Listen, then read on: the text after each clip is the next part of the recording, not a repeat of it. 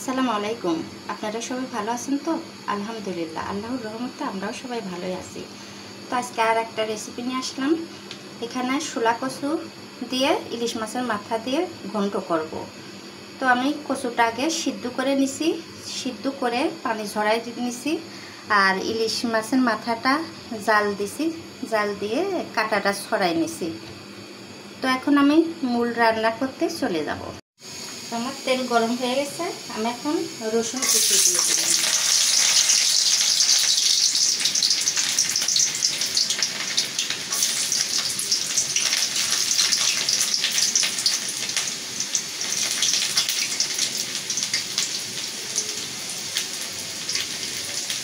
এবার আমি পেঁয়াজটা দিয়ে দিই।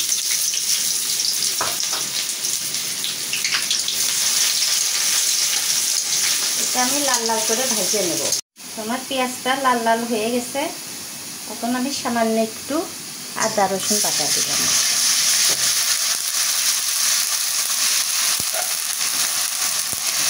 মশলাটা আগে ভালো করে কষিয়ে নিই। আমার আদা রসুনটা কিন্তু ভালো করে ভাজা ভাজা হয়ে গেছে পেঁয়াজের সাথে। এখন আমি সামান্য একটু জিরে বাটা দিলাম, আর এখানে সর্ষ বাটা আছে, সর্ষ বাটাটা আমি দিয়ে দিলাম।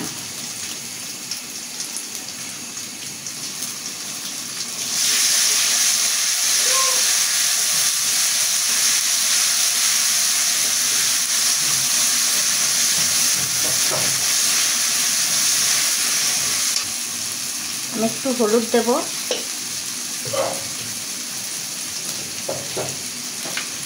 একটু লবণ দেব,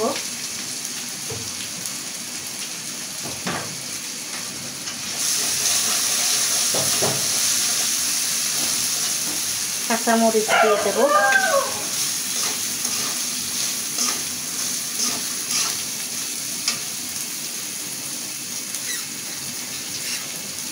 একটু পানি দিয়ে দেব।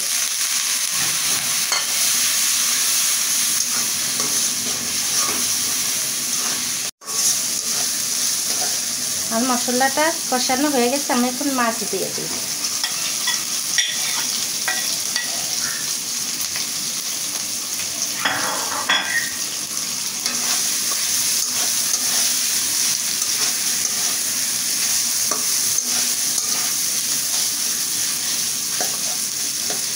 আমি এখন কচুটা দিয়ে দেব।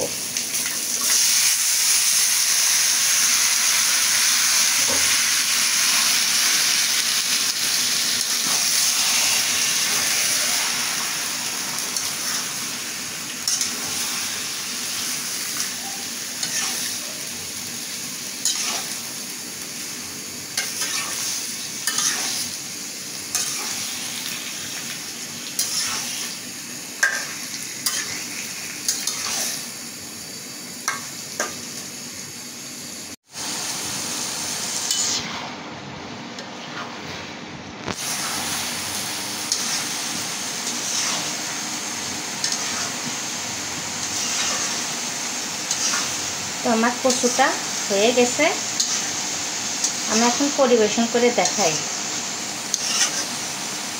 কতটা লোভনীয় হয়েছে। তো হয়ে গেল আমার কচু ঘন্ট ইলিশ মাছের মাথা দিয়ে। যারা এভাবে খাইছেন তারা তো স্বাদটা অবশ্যই জানেন, আর যারা খান নাই তারা এইভাবে বাসায় ট্রাই করে দেখবেন, খাইতে খুব ভালো লাগবে। খুব একটা লোভনীয় খাবার। আর রেসিপিটা যদি একটু ভালো লেগে থাকে লাইক শেয়ার করে দেবেন, আর কমেন্ট করে জানাবেন। আজ এই পর্যন্তই। আপনারা ভালো থাকবেন, সুস্থ থাকবেন, সবাইকে ভালো রাখবেন। আল্লাহ হাফেজ।